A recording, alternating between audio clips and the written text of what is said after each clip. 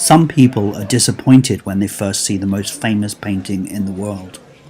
At first glance, it doesn't have the wow factor that other paintings in the Louvre have. It lacks drama. But if we can ignore the hundreds of people that surround her, if we can turn down the volume and just push the off button for a second, what we actually see is a quiet, contemplative portrait. A portrait that is the greatest psychological portrait ever painted.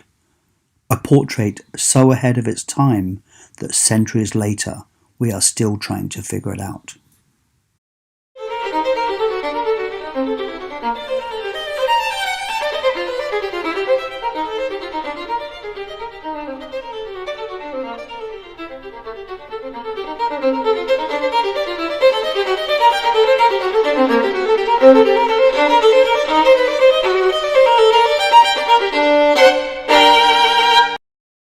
In 1517, the French king, King Francis I, offered Leonardo a job, court painter and engineer and architect to the king. Leonardo, now in his 60s, moved to the Chateau of Amboise in France and never went back to Italy. He brought with him dozens of sketchbooks like these, but just one painting, the Mona Lisa. Leonardo knew how important it was. He knew it was a masterpiece. Mona Lisa is the end product of the greatest inquisitive mind in history, a self-made man with a voracious appetite for knowledge, a man who dedicated himself to the study of anatomy, geology, and philosophy. For Mona Lisa, he used a thin-grained piece of poplar tree and applied an undercoat of lead white. Leonardo painted with glazes that had a very small amount of pigment mixed with the oil. So how dark you want your glaze to be depends on how much pigment you use. He used more like a wash, which he applied thin, layer by layer. Here you can see two colours of contrast, light and dark. When you apply glaze over both of them, you can see it starts to unify the contrast, but also brings depth and luminosity. The lead white undercoat reflects the light back through his glazes, giving the picture more depth and, in essence, lighting Mona Lisa from within.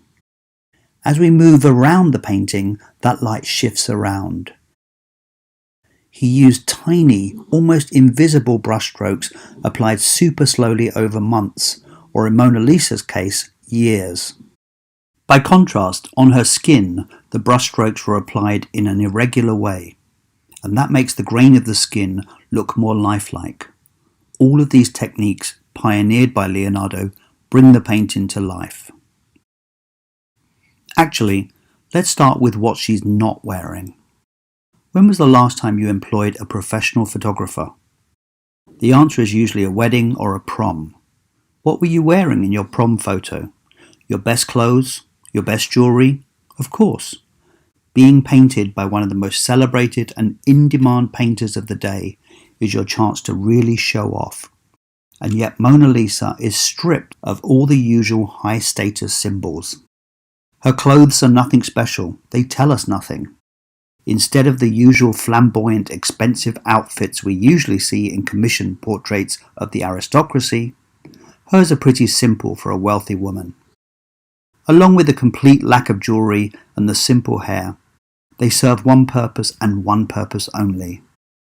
Leonardo made sure we would not be distracted from the face of Mona Lisa. Leonardo uses the classic pyramid-shaped composition that was introduced during the Renaissance. It is an important change from the paintings of the 15th century. The structure provides stability, but more importantly, it provides a clear centre of focus and directs your gaze. In Mona Lisa's case, it is pulling us into her face. The Mona Lisa is the earliest Italian portrait to focus on the sitter in a 3/4 length pose rather than full length. But why? Because he completely fills the frame with his subject, making the painting more intimate and cutting down on distractions. This 3/4 length pose becomes the norm for 400 years after Leonardo pioneers it. Today we look at Mona Lisa's pose and it seems fairly normal, but for its day it was groundbreaking. Previously, subjects were stiff and upright, aristocratic, but Mona Lisa is relaxed. Her hands are resting gently on the arm of her chair as she turns towards us, almost as if it's a snapshot. Mona Lisa is also rather content and self-assured, which was more how aristocratic men were portrayed, not women. We are looking directly into her eyes and she is looking directly at us. Women in paintings just didn't do that. They didn't look boldly and directly at the viewer. The entire painting deviated from the traditional way women were painted in Italy. Portraits were usually drawn with an open sky as the background, a monotone background, or a simple room. Mona Lisa is in front of a complicated landscape that only existed in Leonardo's imagination. Paintings of this period had both the subject and the background in sharp focus, whereas the background of the Mona Lisa seems to fade or become more blurred and out of focus the further from the subject it extends. This is aerial perspective, and Leonardo invented it. Behind Mona Lisa, the vast landscape recedes to distant icy mountains. A path and a bridge are our only indication of human presence. The curves of her hair and clothing reflect the rolling valleys and rivers behind her, connecting humanity and nature, a favourite theme of Leonardo's.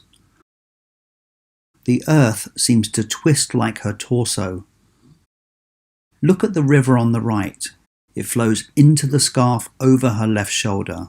We see that she is connected with the earth. There is another visual trick that gives an illusion of movement. The horizon of the landscape does not quite line up behind the figure. It is very slightly skewed, whilst her shoulders are painted level. Leonardo knew that our brains would struggle with this conflicting visual information. We know that the horizon should line up, so we read it as level. This then causes us to interpret the shoulders as being on a slant, which they are not. As our brain corrects this, it creates an illusion of movement as if the figure shuffles a little bit in its frame.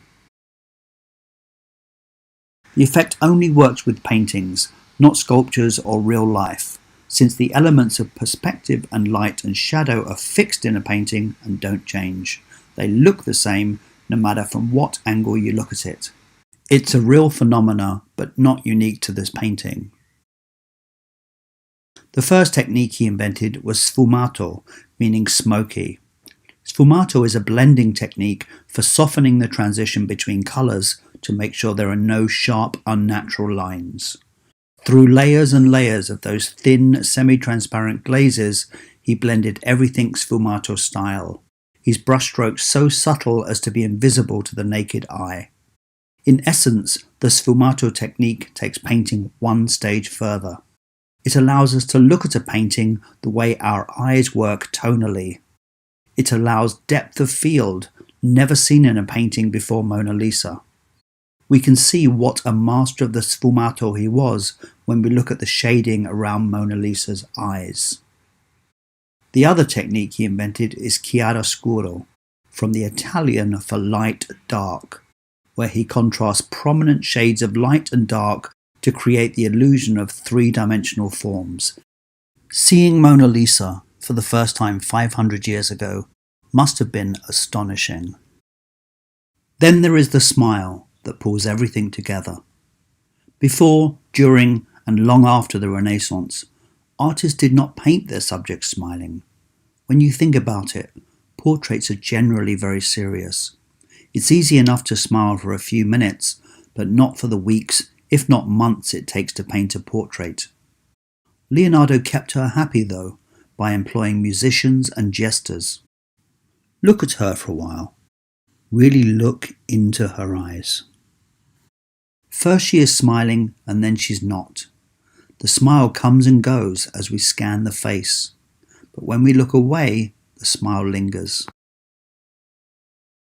When Leonardo was perfecting Lisa's smile, he was spending his nights in the morgue, peeling the flesh off cadavers and exposing the muscles and nerves underneath.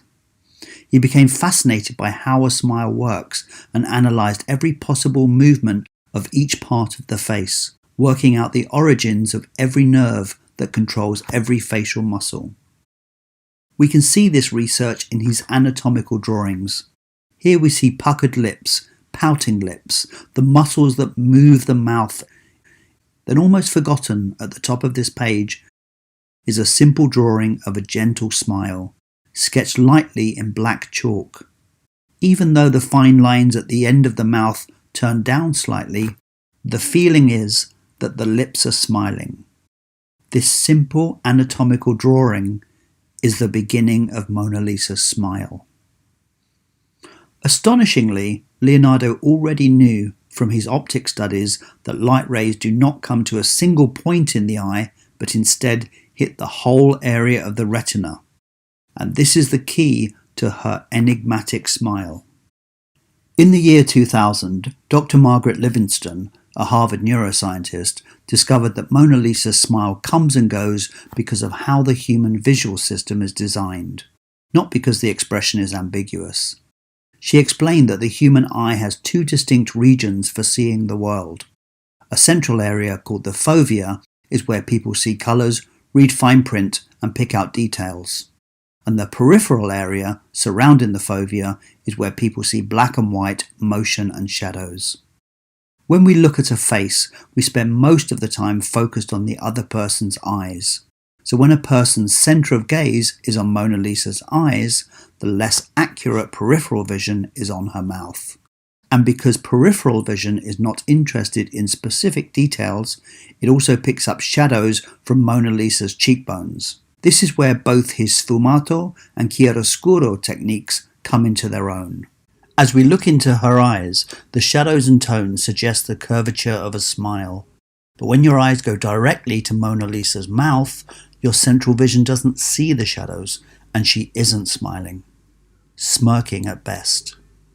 We can prove this theory quite simply by staring directly into her eyes and think about how much she is smiling. Then scan back and forth between her eyes and her lips, and her expression changes. That is not your imagination. It is all to do with how we see, not how we think.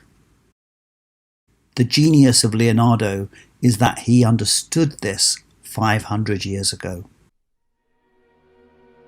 The Mona Lisa became the most famous painting in the world, not just because of hype or chance, but because for 500 years, viewers have been able to feel an emotional engagement with her. Before the Mona Lisa, portraits lacked mystery. Artists only represented outward appearances. Mona Lisa, however, is alive, a living, breathing woman with a soul.